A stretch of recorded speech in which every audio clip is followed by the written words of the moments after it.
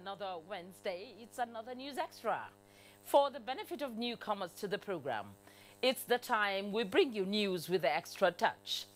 Tonight is not different as we have a variety of stories ranging from governance, politics, health, economy, security, social welfare, sports and much more. We start tonight from the seat of government where the president has just come back from a successful outing at the Paris Peace Summit. You won't be wrong if you give him the Nigerian welcome, Baba Oyoyo.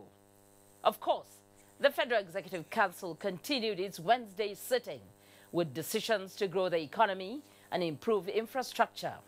We have interesting stories on infrastructural development, progress in agriculture, and of course, the upsurge of women in politics, the Kano experience. Are you one of those who will rush in and present himself as surety to those you hardly know? Well, we have a story that will teach you a lesson. Well, let me not bore you with details of the package. It's better to just let you have it. So, sit back, relax and enjoy. It's News Extra, and I am yours truly, Fatima Abbas Hassan. You're welcome. Now, President Muhammadu Buhari has returned to Abuja after a 5-day official visit to France. State House correspondent Adam Sambo reports that the president was received on arrival at the Nnamdi Azikiwe International Airport by the Permanent Secretary State House, Jalal Arabi, the Inspector General of Police, Ibrahim Idris, and other senior government officials. While in the French capital, President Buhari, accompanied by the governors of Katsina, Ekiti, and Adamawa states, joined over 60 other world leaders to chart a new course towards addressing global challenges at the first edition of the Paris Peace Forum. The forum was organized by the French government in collaboration with some non-governmental organizations. The special advisor to the President on Media and Publicity, Femi Adesina, described Nigeria's participation at the event as critical towards achieving national aspirations. Opportunity for Nigeria through our president to let the world know what we are doing, particularly in the area of anti-corruption, and to prick the conscience of the world on certain things that need to be done for the corruption war to be won. World leaders had the option to speak on any topic they wanted. Our president opted for how to stop illicit flows and win the anti-corruption war. And he gave a number of prescriptions how just sentencing corrupt people to jail terms does not seem to cut the ice again. He rather said you must seize their assets and you must even go to corrupt areas of the world and take the fight to them, like corrupt enclaves where they help people to beat the system. There were a number of prescriptions that our president made on winning the corruption and stopping its illicit flows that should be food for thought for the rest of the world. What can you tell people that are saying that they have not seen our president in the group picture taken by world leaders at the event? Yes, there were 2 events in Paris. One was 100 years of the armistice, 100 years of marking the end of the First World War. Now, Nigeria was not part of that. That was why our president was not in that group, because Nigeria was not deemed to have been part of the First World War, though we contributed troops under the West African Frontiers Force. But we were not seen as one of the independent countries that contributed troops to the First World War. That was why our president was not in the group photograph of world leaders. But he was fully part of the second outing. There were 2 outings in one, the Paris Peace Forum. So he was fully part of that. Special advisor to the President on Media and Publicity, Femi Adesina there. And back home, with the dry season setting in, contractors handling work on federal roads across the country are expected to move into sites for the continuation of road projects affected by the rains. State House correspondent Jide Onifade reports on this and other deliberations at Wednesday's Federal Executive Council meeting. Minister Babatunde Fashola, while briefing the press at the end of the Federal Executive Council meeting in Abuja, says the Federal Ministry of Power Works and Housing secured 2 memoranda for the completion of the Iloni-Umuana to Kaba Road project. The other road project, as it says, is that of Odukbani Junction to Akpet Central in Cross River State, a 73 kilometers road at a cost of 14.014 billion naira. During the rainy season, and we've identified roads that have been damaged as a result of the rainy season. So subject to funding now, we have a plan. This is what is done everywhere to repair, rehabilitate, reconstruct over the next 7 months. Minister of State for Aviation, Hadis Rika, says his ministry also secured approval for the purchase of a vital equipment for the nation's airports. The user department is NAMA, Nigerian Airspace Management Agency, and of course this is a very important instrument for us to be able to operate in poor weather conditions and to be able to take the planes down to the center line and threshold of the runway. Minister of Interior Abdurrahman Dambazo says Council approved 270 million naira plus for the purchase of arms and ammunition to secure the nation's prisons. One of the major shortcomings within that prison was lack of adequate arms and ammunition. The Ministry of Environment presented a memo to the Council seeking assent for the ratification of the Doha Amendment Protocol concerning climate change.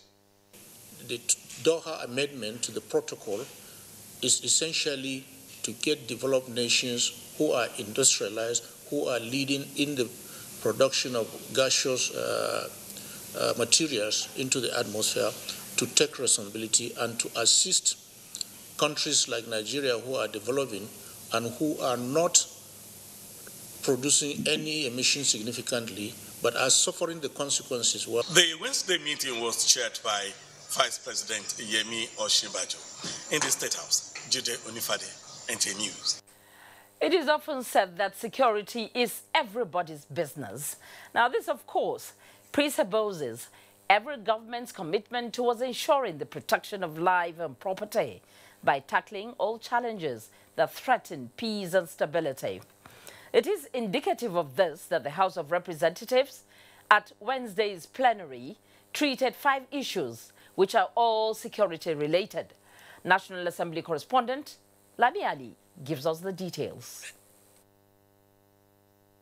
Plenary commenced with the tabling of matters of urgent public importance from Representative Kingsley Chinda and Uchechukwu Namobi, who brought to the attention of the House alleged extrajudicial killings of 2 people in their federal constituencies of River State by security personnel. The incident is one too many in cases of extrajudicial killings and that daily take place. The trend of killings of drivers and commercial motorists, even those who do the cack and pep, by men of the Nigerian, this group of irresponsible men of the Nigerian police, over the payment of bribe at checkpoints. After debate by lawmakers, the House mandated its Committee on Army and that of Police Affairs to separately investigate the 2 alleged killings that occurred during a raid on a restaurant and the other at a police checkpoint. Another motion adopted by the House was the need to curb latest trend of kidnappings in parts of Adamawa State, as requested by Representative Sadiq Ibrahim. Urge the chairman of the 2 local governments to collaborate with Nigeria police, traditional rulers and other residents of the areas to reinforce vigilante groups with a view to complementing the efforts of the police in bringing this dangerous trend to an end. Next came a motion from Representative Emmanuel Ekong from Akwa Ibom State, which urged the Presidential Amnesty Office to absorb youths into the amnesty program to prevent a resurgence of youth restiveness. Youths have the capacity of positively influence the society if their talents are properly harnessed, as they have graduates even among them. In the meantime, the House has directed its Committee on Police Affairs to carry out an investigation on recent promotions in the Nigeria police force to ascertain whether or not such promotions were done in accordance with constitutional provisions and general guidelines of the Nigeria police. Due to some challenges with the communication system in the chamber, plenary was adjourned to Tuesday, November 20th. From the National Assembly, Lami Ali, NTA News. Now, the need to eliminate bureaucracy in the release of funds through the conventional means, which stifled the maintenance of federal roads across the country, led to the establishment of the Federal Road Maintenance Agency in the year 2002. 17 years after, the red tapeism has persisted, and the Senate Committee on FEMA, during its oversight visit to the agency, called on the Ministry of Finance and the Central Bank of Nigeria, CBN, to reverse the trend. National Assembly correspondent Ignatius Onkwo has the details. The Federal Road Maintenance Agency defended its 2018 budget before the National Assembly Committee on FEMA. 6 months after the commencement of the budget implementation, the Senate Committee visited the agency, demanding a breakdown of its budget performance so far. The Managing Director of FEMA, Nuruddin Rafindadi, provided the needed information. Releases of 2.272 for the capital and an unreleased amount of 30.448. The amount utilized so far is 2.012 billion for the capital, which is almost all of the releases so far. You will note that the releases is below 10% of the current year appropriation. The presentation indicates that the agency's 2018 budget implementation stood at 6% as of November 14, 2018, and that statistics left much to be desired by the Senate Committee. Mr. Chairman, we'll have to look at ways where we can assist the agency and ensure that monies are released quickly for the maintenance of Nigerian roads. Presently, there is a law in the PPRA Act that provides that a certain percentage of the money spent on petroleum products in this country be remitted to the Federal Roads Maintenance Agency. My own take on this thing is to call on the Federal Ministry of Finance and the CBN to immediately look into ways of ensuring that the provisions of our extant laws on the funding of this agency are implemented without question. Both parties also saw the need to hasten the maintenance of all damaged portions of roads across the country to avert road disasters during the end-of-year holiday period. In Abuja, Ignatius Onkwo, NTA News. An opportunity is being provided for electricity consumers to decide who supplies them their domestic and industrial energy needs. This is following the introduction of new policies that allow individuals and small power generation companies to come in and complement the big players in the business of generation and distribution. Now, these are some of the areas which the Buhari administration is focusing on in its determination to stabilize the power sector for national development. Usman Aliyu takes up the story from here. Until September 2017, people of Pakao, a rural community in Kaduna State, only see electricity light in other towns, if at all there is available supply. That is now history. 100 homes in Pakao at the moment enjoy uninterrupted electricity, with their commercial activities served under the Renewable Energy Micro-Utility, a pilot program on rural electrification initiated by the federal government. We appreciate, and this solar, we have enjoyed it because it's a right that we can give always. This is one of the policies to provide more communities with stable and affordable electricity and also reducing pressure on the national grid. We have meters installed in every home, whereby power consumed is paid for by the community in order to maintain the project. I think that's a very critical aspect of any project, maintenance and long life. And this we aimed to deploy for this project, which we have. This time also, investors are developing more confidence by injecting huge resources in the Nigeria's power sector, and the government delve into capacity development, providing better infrastructure to meet the targets of incremental, steady and uninterrupted power supply. Now, about 30-something companies have applied for that eligible customer. They are mainly factories and industries. And they are connecting directly to their generation companies, saying, let's take our power direct, and they are going to TCN, carry the power to us, and we have told NEC, the disco that is affected by such a customer moving to Ijenku, put in a price compensation for him. An average of 1,000 megawatt is being added to the grid since 2016, an achievement exceeding the plans which experts attribute to the reality of the Buhari administration's commitment. Transmission capacity is now at 8,000. Distribution has gone up to about 5,200 maximum. So we all recognize that the challenge to get a better experience to consumers now is to raise the distribution while we keep raising transmission and distribution. With the steps taken and the progress making, observers believe that Nigeria's history of electricity inefficiency will change for the better. In Abuja, Usman Aliu, NTA News. We now take you to Nasarawa, the Lafia state capital. Now, 3 things happen when we dream. You can wake up and forget about the dream. You can wake up but continue living in the dream world. Or you can wake up and take steps to make your dream come true. Now, the third option is what the people of Nasarawa state chose to embark on. The Farurua Hydro project is one that began as a big dream in the mid-90s. The people in the 90s have kept the dream alive, and now things are looking up as the project has been taken over by the federal government. Our correspondent, Joshua Ojito, reports that with the Memorandum of Understanding for the takeover signed, sealed and delivered, it is just a matter of time before the taps start flowing with potable water and the farms too with irrigation platforms.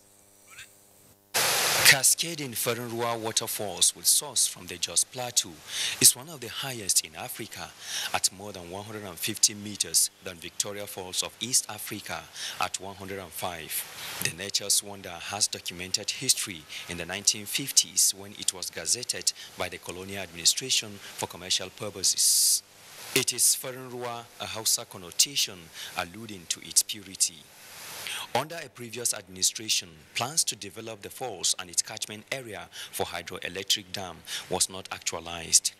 But it is no longer a lost opportunity as the long-standing dream of the people of Nasarawa State to harness the full potentials of the Farunrua project is being followed up with action by the Buhari administration. With the signing of the dotted lines, the federal government is to construct 15 kilometers access road to the project site, an earth dam with a reservoir capacity of about 73 million cubic meters and spillway. In addition, the hydropower component that will generate about 20 megawatts of electricity is to be developed as part of the agreement. More than 10 communities are expected to benefit from the regional water supply scheme and facilities for irrigation at the downstream. We are happy for this development and we will support it fully. The engagement stakeholders say is an affirmation of the true reflection of the government towards completion of abandoned projects for the common good of society. We have engaged a consultant to evaluate and update on the cost of the project and in the process of awarding contract for its completion. My feeling, which represents the feeling of the entire people of Nasarawa State, is that of excitement, is that of appreciation, is that of happiness that today we are having collaboration and partnership with the federal government on something that will add value to the quality of life of people in Nasarawa, especially the ordinary man. Finding shows that with funding in 2018 fiscal estimates, work will soon commence on the project. In Abuja, Joshua Ojito, NTA News. Well, Christmas is creeping in on us. If you are the type that must eat rice, rest assured there is homegrown rice in abundance. We'll tell you about this when we return after the break. Join us again. Line with the continuous pursuit of good governance and national unity, Good Governance Ambassadors of Nigeria, with the support of the Presidency, presents the unveiling and launching of Buhari Unity Band, coming up on Thursday, 15th November 2018. Venue, Conference Center, State House Presidential Villa, Abuja. Time, 9:30 a.m. Special guest of honor, His Excellency President Muhammadu Buhari, GCFR. Chairman, His Excellency Senator Ahmed Bola Tinubu Jagaban Bogu. National Leader, All Progressives Congress, APC. Chief Launcher, Engineer Prince Arthur Eze. Co-Launcher, His Excellency Senator Abdullahi Adamu, former Governor, Nasarawa State. Host, Good Governance Ambassadors of Nigeria, Gogan. Team huddle. But we lost. Don't be tired, guys. This isn't a loss. It's a practice for winning. Nothing makes a mother prouder than seeing her child growing up. But I know as he learns to lead, he'll face even more dirt, germs, and risk of illness. That's why in changing seasons, you need strong Dettol protection. Because Dettol protects from up to 100 illness-causing germs. Growing up needs Dettol protection. Since 1971, Nigeria's foremost human capital development institution, the Industrial Training Fund, ITF, has been at the forefront of equipping Nigerians with skills for national growth. Today's ITF has repositioned and refocused its programs, forging new partnerships locally and internationally to effectively deliver on its mandate. With 37 area offices and 5 industrial skills training centers across the country, ITF is pushing to reduce unemployment by providing relevant technical and vocational skills for employability and entrepreneurship in diverse trades and crafts. Whether you're a public or private organization seeking to improve the skills of your personnel or an individual looking to acquire skills that will increase your chances of employment or even to help start your own business, today's ITF has a program for you. Speak to us today. Contact our area offices nationwide or visit our website www.itf.gov.ng. ITF, developing the nation's human resource. Want to know what's coming, guys? The free beach ball! I guess I'd better start again. Oh, here we go, everybody. Free beach ball! Yes, guys, there's a free beach ball in every carton of Capri Sun. Get a carton, get a ball. It's time to play some more. Way! Capri Sun, the taste of fun. The House of Representatives Committee on Federal Road Safety Commission is conducting a one-day public hearing on a bill for an act to amend the Federal Road Safety Commission Act, Cap 49, Laws of the Federation of Nigeria, 2004. Date, Monday, 26th November 2018. Venue, House of Representatives New Building, National Assembly Complex, Abuja. Time, 10 a.m. prompt. The following persons and organizations are invited to make presentations: Dangote Group of Companies, Innocent Vehicle Manufacturing Company Limited, Federal Road Safety Commission, Office of the Secretary to the Government of the Federation, Nigeria Police, Ministry of Justice, heads of various government parastatals, all automobile manufacturing companies, and road users organizations, Mr. Kolawole Shofola, amongst others. Persons, private or corporate organizations should submit their memoranda in 30 hard and 1 soft copy to the clerk, room HB 44, House of Representatives Wing, on or before Tuesday, 20th November 2018. Honorable Dr. Abubakar A. Yunusa, Chairman, Announcer. There is a reason Africa is called the new frontier. What was once potential is now an opportunity ready to be seized.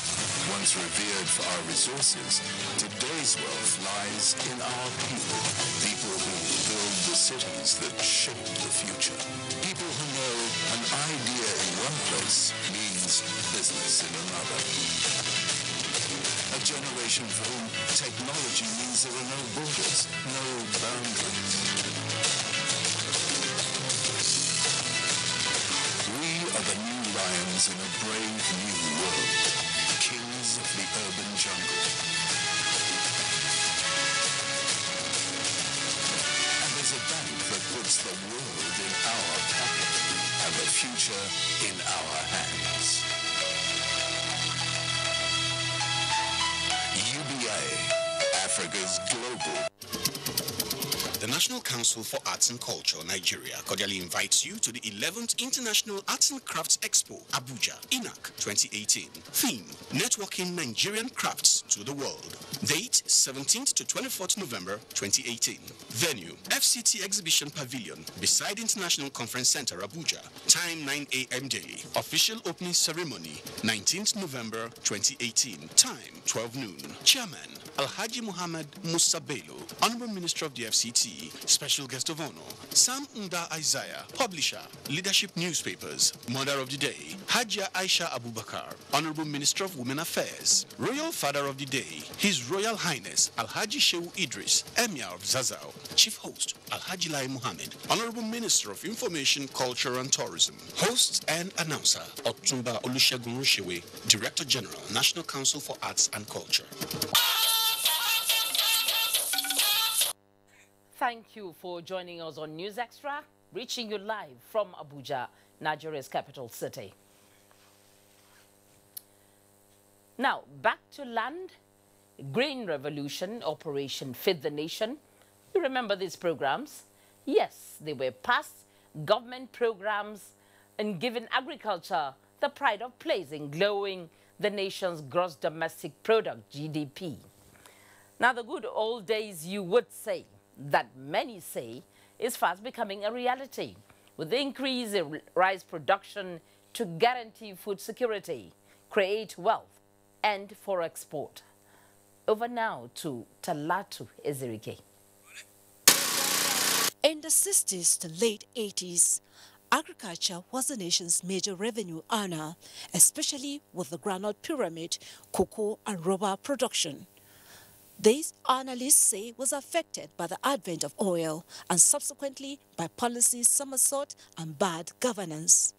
The narratives are being tackled to revamp the agricultural sector that is yielding results in rice production in recent times. If you want to make money too, join the league of people who make rice so that you too will be among the people who are smiling to the bank. Going by the records, virtually all states of the Federation are producers of rice farmed almost twice yearly, with increased milling machines and enabling environment to boost rice production. The success story, many say, has saved the country more than $200 billion annually from importation, strengthened states' commercial synergy, and created jobs along the value chain of the commodity. All the elements of a revolution are in place. Critical mass, developing confidence, enveloping, so that everyone says, oh, so this is what we have been missing out. And countries of the world now are beginning to acknowledge that, oh, so when Nigeria said it's going to do something, we better believe them, because they will do it. And this, the rice story, has shown that in President Muhammadu Buhari's administration, because every stakeholder has been mobilized, and this linked to our food security quest. There are, however, concerns over what people see as international blackmail and wrong connotation to rice revolution. As a result of the cluster development initiative that the Anchor Borrower Program is supporting, the country is on the right track for sustainability. We are very ready, to ensure food sustainability in Nigeria. So we don't see any problem at all with rice production. Well, analysts are advocating concerted efforts in consolidating on present gains in revamping the agricultural sector. After all, land is a free gift of nature that should be properly harnessed for effective results. Talatu Ezirike, NTA News. Thank you so much, Talatu. Now, still talking agriculture. Africa is believed to have the greatest number of cocoa farmers, as it produces about 70% of the world cocoa. Nigeria produces only about 250 tons annually. Idare is one of the leading cocoa producing towns in Nigeria. But as Olubukola Aduon reports, the fortunes of the Asian town are adversely affected by the lull in cocoa world trade. peaceful, sleepy, hilly ancient town of Idonre is a community of mostly farmers lying 20 kilometers from Akure, the Ondo state capital. The famous youths of Idonre harbor some of the most productive cocoa plantations in the whole of southwest Nigeria, and Idonre town has some of the relics of the Yo, where cocoa was near gold in value. The Idonre landscape is today dotted with buildings which may not worth much in terms of architectural value in today's world, but were not only built from the proceeds of cocoa by cocoa merchants, many of them long gone. It is indeed on record that men and women have made fortunes either as cocoa farmers, produce buyers, or marketers. The fortunes of cocoa farmers have since fallen. Why not? A typical cocoa tree in Idonre is old, low-yielding, and pest-infested. Aderemi Ogundipe belongs to the old and new generations of cocoa farmers. He says the business has seen better days. Many people want to go to farm and do the work again because they are looking for another business that will be fast more than cocoa. Presently, if you go into the farm, you will see some insects eating our cocoa. The government will help us to look for medicine to curb these insects. Secondly, the price is not stable. The price should be stable like olden days. There is no enough of chemicals that they can use to be attacking all those diseases. The federal government says it is not unmindful of pest infestation experienced by cocoa farmers. To this end, the Buhari administration has provided about 7,000 agrochemicals for farmers in Ondo State. What we advise the farmers to do now, that's what we call integrated pest management. One, they should use cultural practices. Cultural practices like pruning, they make sure they weed on time, and then they make sure that they plant hybrid crop that will withstand those pests and diseases. There is, however, a ray of hope with the recently launched of Cocoa Revolution by the Ondo State government, where high-yielding varieties cocoa seeds were distributed to farmers across the state, and also deliberate efforts to attract youths to the business were made. A lot still needs to be done. The encouragement needs to be given. Then a lot of things needs to be subsidized in order to encourage people to go into agriculture, because there are a lot of factors that are not really encouraging people. When you talk about the issue of climate change, is a real challenge. This is Itaolorun, a village few kilometers away from Idonre town. About 40% of cocoa seedlings produced across this axis come from this village. It is expected that with the current efforts, the yields of cocoa from Itaolorun and indeed the entire Ondo State will increase. From Idonre local government area of Ondo State, Olubukola Aduwo, NTA News. Now to politics. The clamor for women to get more involved in politics and governance has not been mere rhetoric after all. It is a record that more women are turning to politics. If you doubt this, just take a look at Kano State, where we are told women there might spring a surprise or two because they are changing the political tide against all odds. If not, how else would you explain that there are 7 women contesting for the office of governor alone on different platforms? Yahanasu Hassan Barrow says this is considered a litmus test for one of the most populous states of the Federation in gender sensitivity. Kano State has more than 5 million eligible voters expected to exercise their franchise in forthcoming general elections. There are 1,247 candidates contesting under the platform of 91 political parties. Out of this number, 54 are vying for governorship posts, among them 7 female candidates. The political parties that yielded female candidates include AD, DPC, RBNP, NUP, CAP, FDP and UPP. Before now, it is unthinkable for female politicians to seek for any elective post, even at what level. But now, with the wind of change blowing across the political arena, there are 7 gubernatorial candidates who will contest in 2019 general elections. Hajia Maimuna Muhammad is among those seeking election into office of the governor of Kano State. We women are always left back. If I succeed, I want education, health, roads, and empowerment for our youth. This is the first time this number of women are showing interest in the office of the governor in the state. Women being more pathetic and down to earth, and their personal needs are not as much as what the men need. I think if they do succeed, I think they'll do better. The state resident electoral commissioner Risco Arabushehu said women are also key players in the country's next year's electioneering process. You know, we started with the display of the information, personal particulars of the candidates that we received from the INEC headquarters.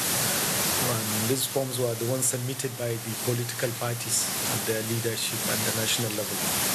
Looking forward for 2019 general elections to see whether among these female politicians will unseat the incumbent governor of Kano State. In Kano, Yahana Sahasambaro, NTA News.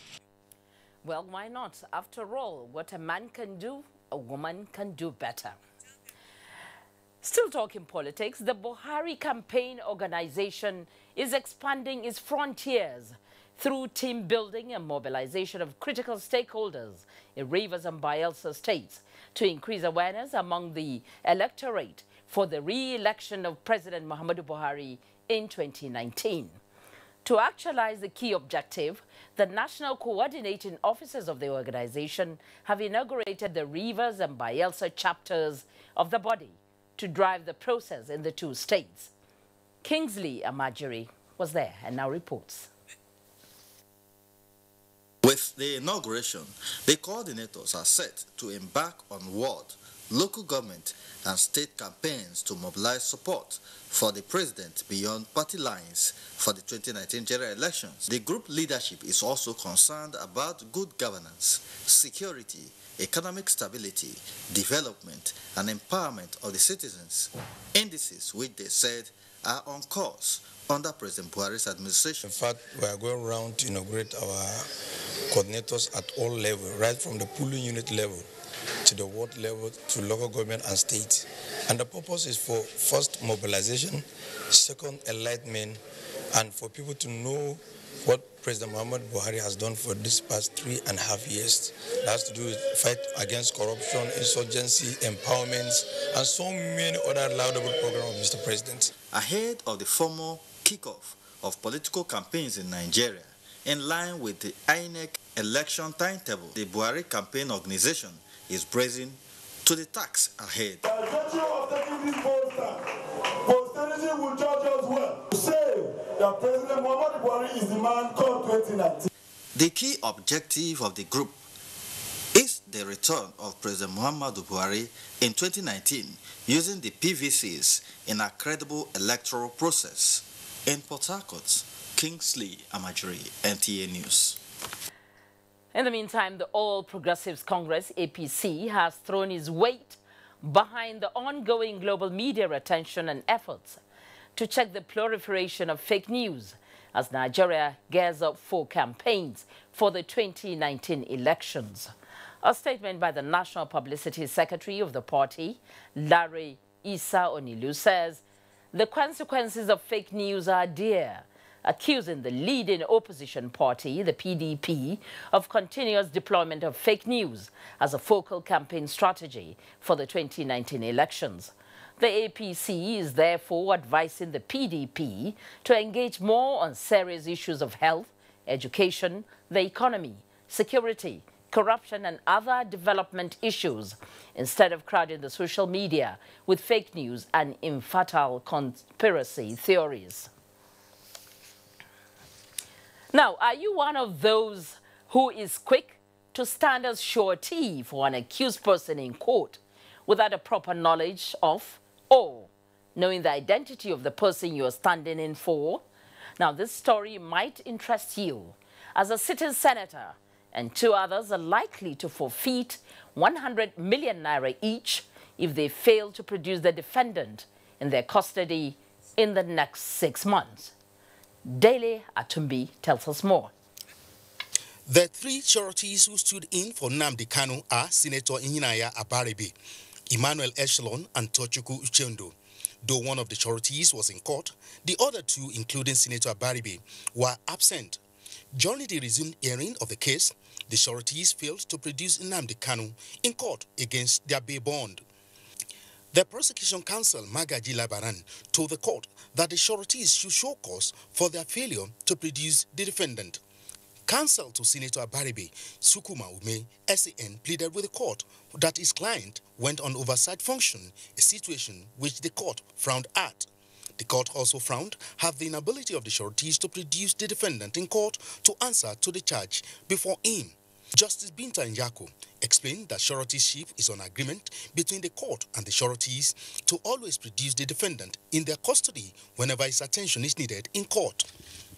It is in the light of this that Justice Njako ordered that the sureties should make deposit of their bail bond of 100 million naira each to the court within the next 2 months.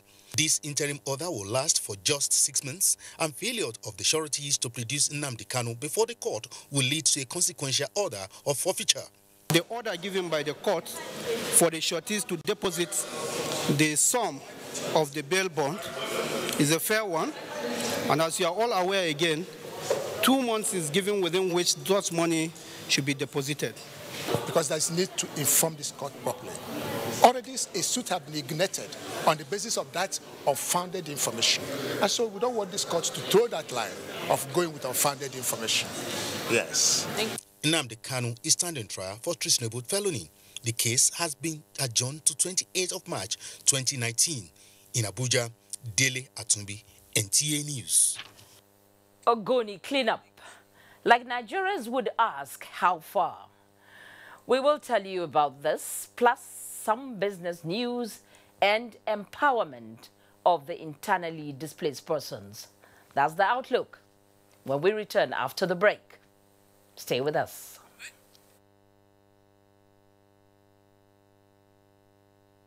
My husband has a big interview, but his shirts aren't cleaning well. Don't panic, Ngozi. Just use Good Mama. Good Mama's extra cleaning power removes all dirt, leaving a wonderful scent. Look, whites are white, colors are bright, and extra fresh. Now in a 1 kg pack. He got the job? What do you think? Obvious. Good Mama knows best. Kende suffers from indigestion. His twin Taiyi suffers from heartburn. Sometimes it's the other way around, or both. That's why they use Gaviscon Double Action. It soothes within 3 minutes and lasts for up to 4 hours. For double relief from heartburn and indigestion, Gaviscon Double Action. Activate your life, be who you want to be. Yeah, yeah. Time to get active. Yes, the time is now.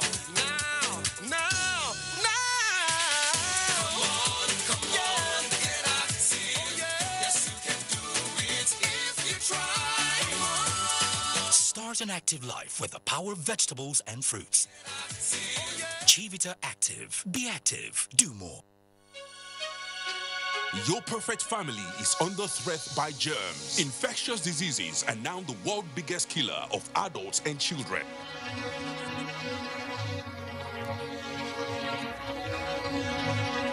These infectious diseases are caused by germs. They are everywhere. An average human being comes in contact with over 1 million germs daily in unclean water, dirty surfaces, in the toilets, on cuts and wounds, on your clothes. Germs can cause deadly diseases like typhoid, diarrhea, flu, and cough. To protect your family from germs, use the power of Dettol's 1 cup full for surface cleaning in your bathing water, in your laundry water, for first aid to protect your family from up to 100 illness-causing germs. Introducing Dettol Antiseptic Liquid in Sachet for only 40 naira. Endorsed by the Nigerian Medical Association.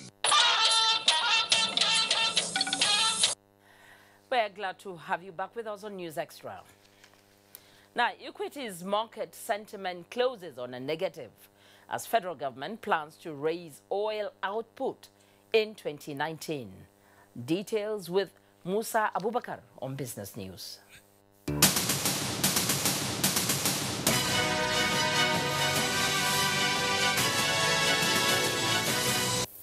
Hello, it's good to have you join us on Business News. Trading on Nigeria's equities market closed Wednesday's session on a bearish note, with the all-share index shedding 0.14% to close at 2,108.92 basis points and market capitalization at 11.72 trillion naira. 229 million shares worth 2.4 billion naira were traded in 2,726 deals. FBN Holdings, Diamond and Access Bank occupied the top trade chart. Nigeria Breweries, NEM Insurance PLC and Cement Company of Northern Nigeria topped the gainers table, while Interna, Flour Mill and Zenith Bank topped losers table. Nigeria is to increase daily oil production to 1.8 million in 2019. It will also raise its condensate output by 0.5 million barrels per day during the period. The Group Managing Director of the Nigerian National Petroleum Corporation, NNPC, Dr. Mekanti Baru, told Reuters that the country currently produces 1.6 million barrels per day of oil and 0.4 million barrels per day of condensate. According to him, the state-owned oil agency is concluding talks to consortia to revamp the nation's moribund refineries to reduce fuel imports. That concludes Business News. News Extra continues. Thank you, Musa. Now, many people like myself get excited when good things are done to some of our brothers and sisters, especially those who have fallen on hard times through no fault of theirs. That's why the next story for me is exciting. Now, the story is about the empowerment of victims of Boko Haram insurgency in Yobe State.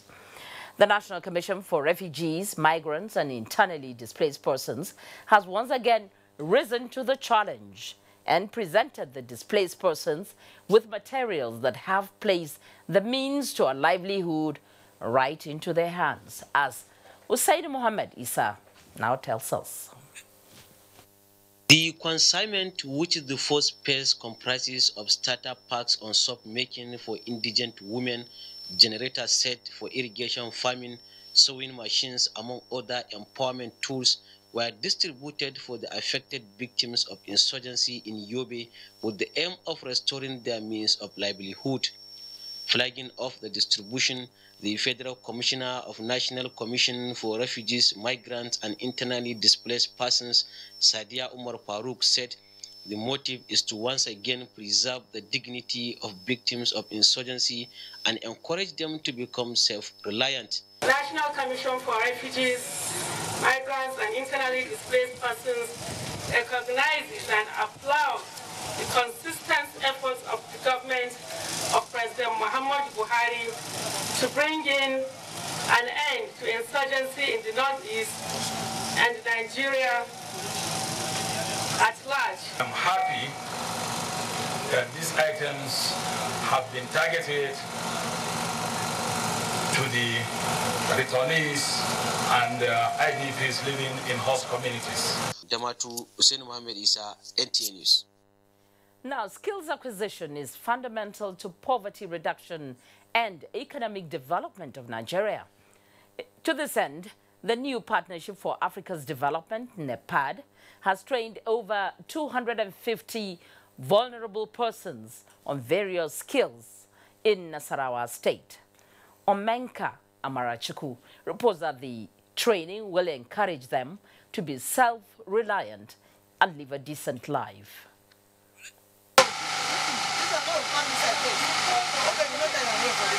Abasima Aban, who lives in Kodakwe village in Nasarawa State, is one of the beneficiaries of the skill acquisition. He believes that this training will enhance their productivity and increase employment opportunity in Nigeria. I'm a stylist. I learn how to do woman work based on that's what my mind tells me to do. I don't depend on government. I don't depend on people. I like to do something practical. I will utilize it very well. I will be tying myself and be tying for people to make money. The organizers of the training intends to build capacity of the unemployed to enable them contribute meaningfully to the socio-economic development of the nation. NEPAD, we are trying to empower the downtrodden, the hawkers, the vulnerable, in line with the empowerment program of President Buhari. The training, which will be replicated in other rural areas across the state, is expected to improve human capital development. In Abuja, Umenka Marachuku, NTA News. The federal government is making frantic efforts to fulfill its promise of implementing the United Nations Environmental Program UNEP report on Ogoni cleanup. To this end, contract letters for the remediation of the land are to be issued next week.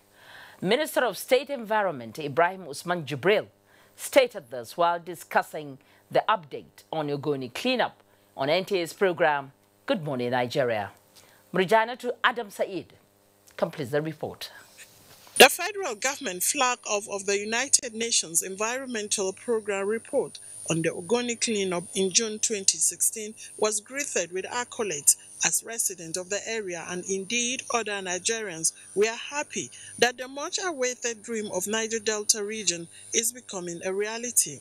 Minister of State Environment Ibrahim Usman Jibril said work is already in progress as federal government has reached the point of no return on the project. We've reached an advanced stage since after the flag off 2 years ago. The entire exercise is a cleaning exercise to free the entire environment from the hydrocarbons that have contaminated this area for the past 40 years. He said the project document has made adequate provision for the involvement of local content, pointing out that there is no project as huge as the Ogoni cleanup at the moment. Chairman Senate Committee on FEMA, who represents River South East at the Senatorial District, appreciated the effort of the federal government towards ensuring the success of the Ogoni clean-up. The point I would like to make, and which I will emphasize and insist on, is that we cannot treat this project as just a federal procurement process. Yes, the need to have proper technical competence in order to be able to deliver on the expectations, not just of the locals, but of the international community in terms of what is actually done, is important. He urged the state government to be more involved in the project. In Abuja, Mrijana to Adam Said, NTA News.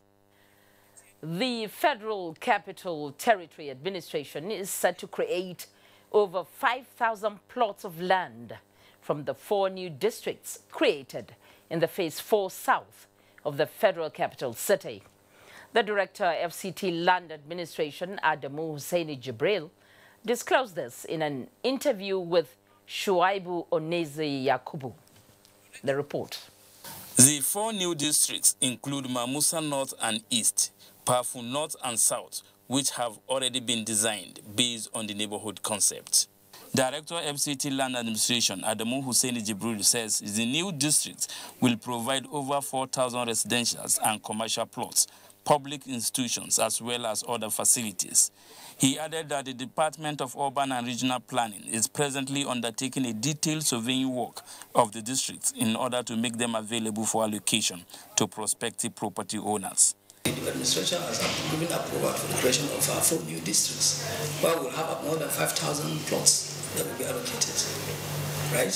The survey and mapping are working on the surveying of those new districts. As soon as it's done, we will allocate those lands, as well as resolve a lot of local allocation issues that we inherited.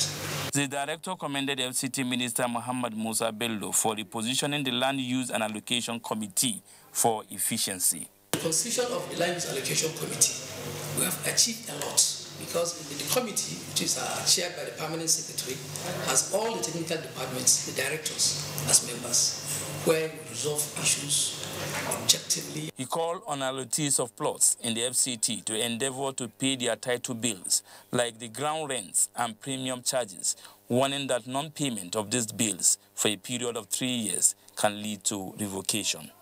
Shuaibu Onoze Yakubu, NTA News. Are you a health buff? Well, the next segment will interest you. We have health and health-related stories. Don't go away. We'll be right back.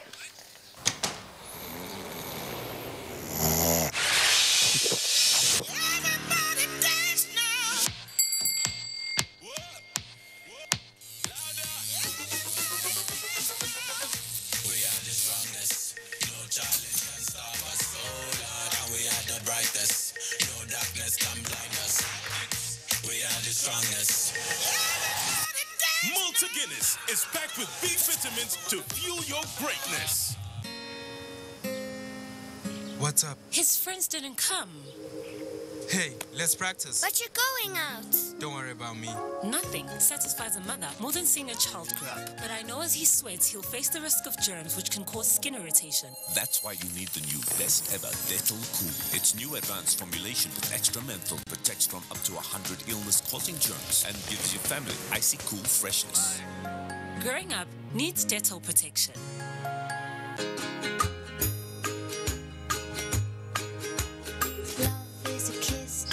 Can your milk do this?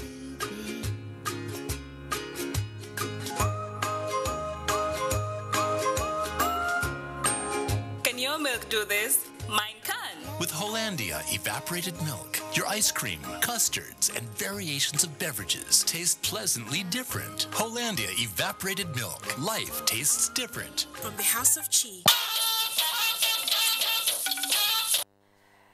Thank you for rejoining us. In realizing the objectives of the universal healthcare coverage, medical experts are key drivers. That is why they have converged on Lagos to disseminate and explore research findings for the purpose of influencing health policies for the benefit of Nigerians. Adiola Omonkive reports that this formed the crux of the International Scientific Conference by the Nigerian Institute of Medical Research in Lagos. Nigerian Institute of Medical Research is looking into ways of achieving quality healthcare delivery in Nigeria in line with United Nations stipulations for universal health coverage. The 5th International Scientific Conference brought experts from within and outside the country discussing how research can address challenges posed by epidemics, diseases, and substance abuse among Nigerian youths.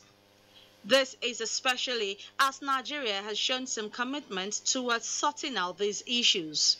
We are also currently a reference laboratory, national reference laboratory for HIV, for TB, and the last 2 years we have what they call International Standard Organization accreditation for our lab, which means that results from our lab is comparable to an international lab all over the world. Professor Jeffrey Mfalele, speaking on building health research capacity for sustainable development, said research grows and transforms the economy as well as increase knowledge. Currently, we're still at a stage of really coming up with the right legislative framework, but we are doing a number of things in support of universal health coverage. Participants also called for effective funding of research and frowned at incessant strikes in the health sector. The secret for researchers is to look for institutions that have goals that are similar to their interests. Expectation from this conference is that research findings should be able to address the many challenges confronting the health sector in Nigeria. In Lagos, Adeola Omokive, NTA News. Still on health, recent cancer studies say blacks are disproportionately affected by cancer globally. Now, to address this challenge, a group of medical researchers are brainstorming in Lagos to ensure that oncology clinical trials receive a boost in the country. John Adams tells us more. People is a major issue, and the reason is not far-fetched. Statistics indicate that 70% of cancer cases recorded in low and middle-income countries are mostly among black people. Added to this, a study revealed that black men are 60% more likely to have prostate cancer than white men and are most likely to be diagnosed with aggressive prostate cancer than men of other races. Some experts attribute this to environmental factors, lifestyle, and inadequate access to medical facilities. People around the world are showing that there are genetic as well as epigenetic factors that are predisposing blacks to cancer, and then also after a person acquires cancer, it becomes more aggressive. Researchers such as Dr. Bodu Asalhia have been working intensely to find a cure for cancer, and critical to their work is the conduct of clinical trials. The studies that propose to conduct a clinical trial at the time of application submission must include with the application a protection of human subjects section that describes all the human subjects components of the study. These have to be provided in quite a bit of detail. Clinical trials need to be done properly. The facilities need to be up to standard, that we must follow ethical principles to make sure that those trials have ethical board approvals, particularly for side effects or adverse experiences. Director General of National Agency for Food and Drug Administration and Control says clinical trials must be closely monitored to ensure safety and efficiency. We are working together to ensure that the proper protocol, clinical protocol, is approved first by the local institution that is doing it, and then nationally by NAFDAC and NREC. To effectively fight the burden of cancer in Nigeria, key players in the health sector say clinical trials for oncology need to be addressed holistically. In Lagos, Hingino John Adams, NTA News. Now, we have agreed here, and in fact, it is a universal fact that health is wealth, and so any move to provide health care is equal to improving the wealth of the people. Therefore, we're safe to say that the Yobe state government is set to boost the health and wealth of the people of the state. Mustafa Yusuf Musa tells us that the state government has taken delivery of billions of naira worth of state-of-the-art medical equipment and supplies from the US-based medical charity World Medical Relief and the government of the United Kingdom through the Department for International Development, DFID. Mustafa, let's have a look. The state-of-the-art medical equipment worth billions of naira donated to the state government by US-based World Medical Relief and the United Kingdom Department for International Development came on the heels of giant strides recorded in the healthcare sector over the years. At the Primary Healthcare Management Board Multipurpose Medical Store, Governor Ibrahim Gaidam was briefed by the Commissioner of Health, Dr. Mohammed Belkawa, on the medical facilities received from the US-based Medical World Relief. The United Kingdom Department for International Development, through maternal, newborn, and child health, provided medical facilities for use to improve healthcare delivery in hospitals across the state. Governor Ibrahim Gaidam expressed gratitude to the donor agencies for contributing positively toward the betterment of healthcare sector in the state.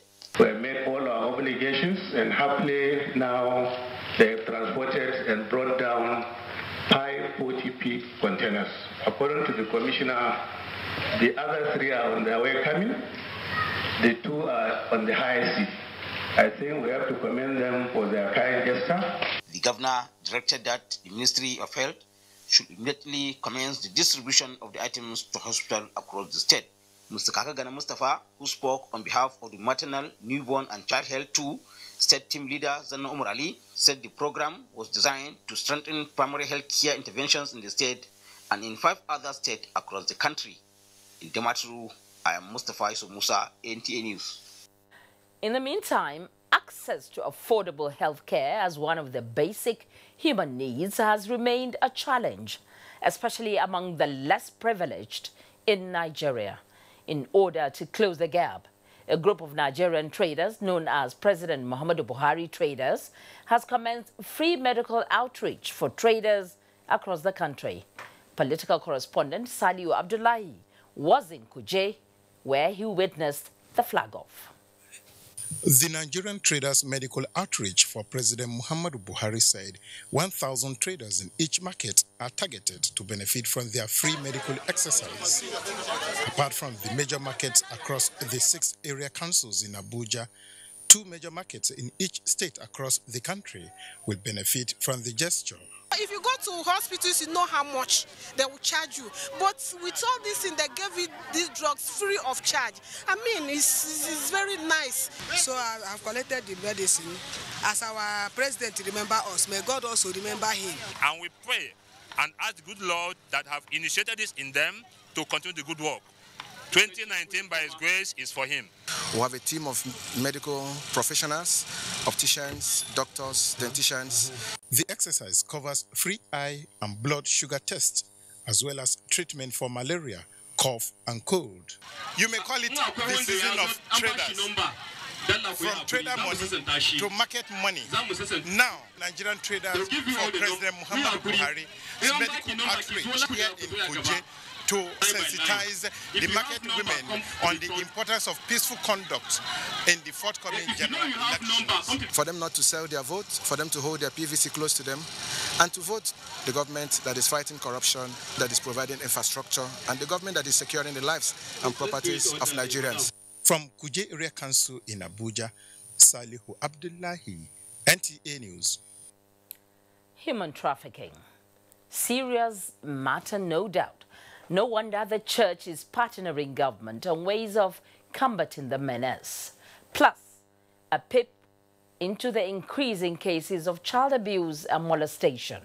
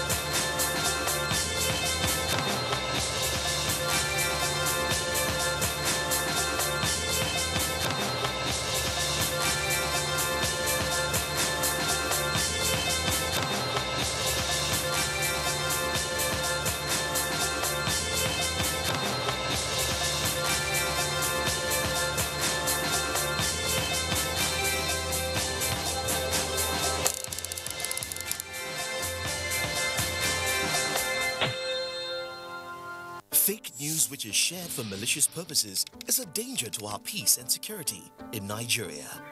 Misinformation as fake news is a serious threat to our hard-earned democracy and promotes hatred and misunderstanding between our communities. We are all responsible for stopping the spread of fake news in its tracks. So, always check the source and credibility of any news item. Say no to fake news. This message is brought to you by the Federal Ministry of Information. You're welcome back. It's good to know you're still out there watching News Extra. Now, for every generation in every century, there is a common challenge that befalls the period and the people. For the 21st century, trafficking in persons has become the albatross and a phenomenon with serious implications to the life of victims and the economy.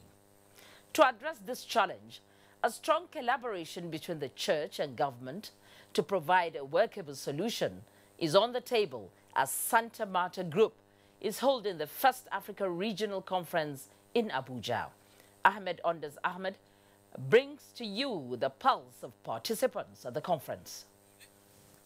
The Santa Marta Group under the Catholic Church has a strong message this time around, not about the daily prayers and evangelism, but waging war against trafficking in persons in Africa, where the best brains of productive youths are daily trafficked into slavery and hard labor in Europe. To pass this message, a rally by the group and the government with the theme working together to restore the dignity to trafficked persons is being organized for the first time in Africa with a litmus test livelihood center in Edo State as the guinea pig in the rehabilitation of victims. Our idea is that this is an area where the church, and the state should collaborate.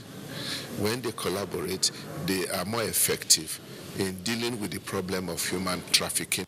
In the words of the organizer, when you teach the victim of human trafficking to fish in order to earn a living, instead of giving him fish, his hunger for traveling abroad for greener pasture will be quenched for good. It is actually the church and the state working together to combat human trafficking, not just in Nigeria but around the world. So, the purpose of this conference is to enabling Africans, beginning from Nigerians, to begin to look inward as to how we can address the issue of trafficking. While to experts in combating the menace, there is limit to what individual or government alone can do. That's why two heads are better than one in bringing human trafficking to its knees in Africa. The idea is to build a strong partnership. The idea is to support activities beyond where government is, beyond what government is doing, because human trafficking is a serious crime that requires the whole of society and whole of government. So every hand must be on deck, and the Catholic Church, I must say, is doing so much. The issue of human trafficking is a multidimensional challenge, and according to the Church, the only way to tackle it is when government and other agencies collaborate to tackle the issue of human trafficking, which is not just a cost to humanity, but a threat to the economy. Ahmed Ondas Ahmed, NT News. Now, children are seen as blessings not only to their immediate families, but to the society. And as such, they should be nurtured with care into adulthood. However, cases of sexual molestation, particularly relating to the abuse of minors in the society, are regrettably on the increase, judging from recent reports in the media. This trend, no doubt, is a source of concern for many as to what becomes the fate of unsuspecting victims. In this next report, Blessing Omeche Ebute examines the trend and efforts by various stakeholders to stem the tide. Child sexual abuse or child molestation are forms of abuses in which an adult uses a child for sexual desires. The United Nations Children Fund, UNICEF, reports that 1 in 4 girls are abused sexually, while 1 out of 10 of her male counterparts experience some form of sexual abuse in Nigeria, with only 5% of these cases reported. From the above scenarios, stakeholders are of the opinion that it poses both social and psychological consequences on the victim in both short and long term, a situation they say deserves urgent attention. As a society, we owe them some form of support, and what we do is to offer counseling services, trauma healing services to these kind of people. According to data obtained from the Police Family Unit in Benue State, a total of 28 cases of rape were treated and arraigned in court for prosecution between January and June 2018. One of the prominent is that of the 13-year-old Ochanya Ogbanje, allegedly raped by her uncle and his son, who later died from some health complications. The case of Ochanya is one among many others, as it has sparked off renewed awareness on the need to speak up concerning sexual molestation. After the death of Ochanya, FIDA went back to the police and said, well, initially we were looking at rape. We're looking at defilement of a minor. But now the girl is gone. We want to amend the charge, make it culpable homicide. Get this evidence, and then also we go ahead to take samples, blood samples and other relevant samples. Why? To protect, one, to establish the diagnosis, and also to for follow-up. For follow-up in terms of things like sexually transmitted diseases. In a bid to curb the menace of sexual abuse of minors in Benue State, a domestic violence and rape response team has been set up, made up of the International Federation of Women Lawyers FIDA, Medical Women Association, and Coalition of Civil Societies, with the mandate of bringing perpetrators to book. Now, we have a child's rights law in Benue. What remains to be done is the implementation of the law. It is expected that with increased sensitization and renewed consciousness about sexual abuse, the rate of occurrence and stigmatization will reduce, and victims of this abuse have confidence to share their experience for proper actions. In Makudi, Blessing Omeche Ebute, NTA News.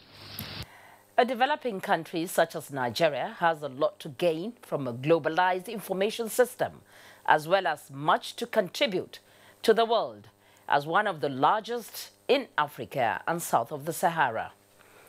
Timothy Yusuf reports that the Association of Women Librarians in Nigeria is one of the latest groups of Nigerians taking up this challenge. Cordelia Adikwe, a principal librarian, has worked for more than 30 years in the library of the Ahmadu Bello University, Zaria. She believes that in as much as she would want to be informed about the world, she would also want to inform the world about her worth, especially in contributing to national development. Gender is not an excuse. That you are married is not an excuse. That you have children is not an excuse not to be at the top of your profession. So you have to put in extra time and do your best. The two-way traffic of information sharing for national development is the reason for this convergence of women librarians from across the country.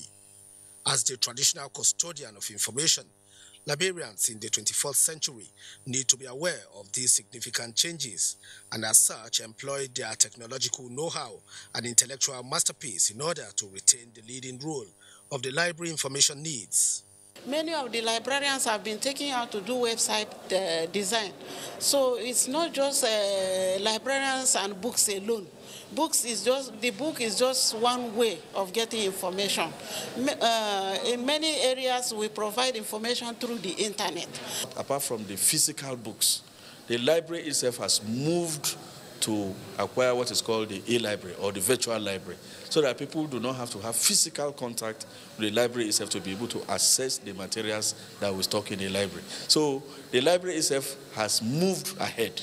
Cordelia Adiku and co-participants are optimistic that the knowledge acquired from this workshop will arm them with competent skills that will enhance the provision of effective library services to meet clients' changing information needs independently. In Abuja, Timothy Yusuf, NTA News. Governor Solomon Lalong has assured the people of Plateau State of safe return of all internally displaced persons, as government has put in place measures to ensure their resettlement. He gave the assurance while receiving the committee report on the resettlement of IDPs in the state. Correspondent Paul Dama has that report. The report, which is in 4 volumes, is made up of the main reports, the report from the Birom community, report from the Fulani community, and that of the internally displaced persons. Governor Simon Lalong, who highlighted some strategic initiatives by government at engendering peace and security, said the establishment of the 205 Combat and Rescue Unit in Kerang, the Mobile Police Squadron in Shandam, and the recent approval for Barkin Ladi will not only prevent a recurrence, but also fast-track the resettlement of IDPs. I also gave assurance that there will be no land grabbing and that all displaced persons will be resettled and rehabilitated in their original places of abode. Chairman of the 7-man committee, Air Vice Marshal Balad Mbaba, retired, said a total of 55 memoranda were received from the affected communities. It has attained a total of 59,008 affected persons in 5 local government areas, of which, out of this, a total of 1,891 persons were said to have lost their lives. Part of recommendations of the committee include putting in place adequate security measures to ensure a safe return of IDPs to their original places of abode, and also setting up of a victims support program and helping to improve dialogue among communities. In Jos, Paul Dama, NTA News. Governor Simon Lalong there. Now, sports and Thursday's weather forecast will be wrapping up this package after these messages. Join us again.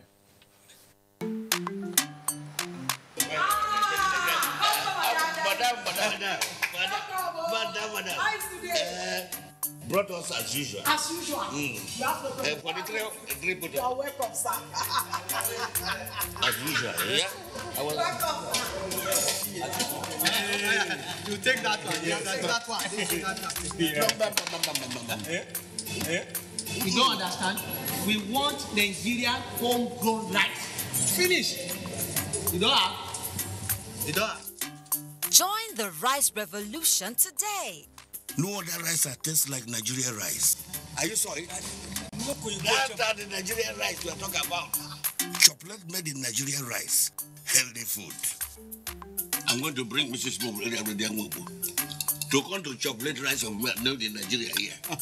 And see how it are made. Correct. And how they are cook it. Correct. Homegrown rice are good for your health. It boosts our economy and give employment to our people. This message is brought to you by the Federal Ministry of Information and Culture. This is NTA News Extra. You're welcome back. In this last segment of the program, we begin with foreign news. Uche Ugochukwu is standing by to bring us highlights of stories making the rounds on the global scene. African governments have been advised to do more to control meningitis, especially in the region that stretches from Senegal in the west to Ethiopia in the east. A paper published in the Lancet Neurology shows that while significant progress are made towards controlling the disease worldwide, the meningitis belt in sub-Saharan Africa is lagging behind.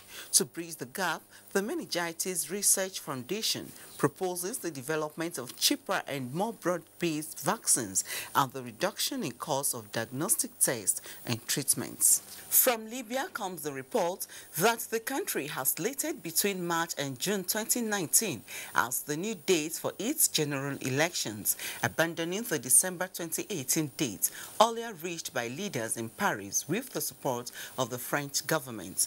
Libya's two main rival leaders met for the first time in more than 5 months in Sicily on Tuesday, and its prime minister endorsed a United Nations plan for an election next year. And Israeli Defense Minister resigned Wednesday in protest over a ceasefire reached with Gaza militants, which he termed surrender to terrorism. His resignation is seen as a major blow to Netanyahu's coalition government and has sparked immediate calls for early elections. Uche Ugochukwu, NTA News. Thank you, Uche Ugochukwu. And sports news now. Super Eagles to depart for South Africa Thursday from Benin Airport for AFCON qualifier in Soweto, Johannesburg. Rogers Federer still chasing a 100th career title in London. Details of this and more with Amanzi Marcus on Sports Update.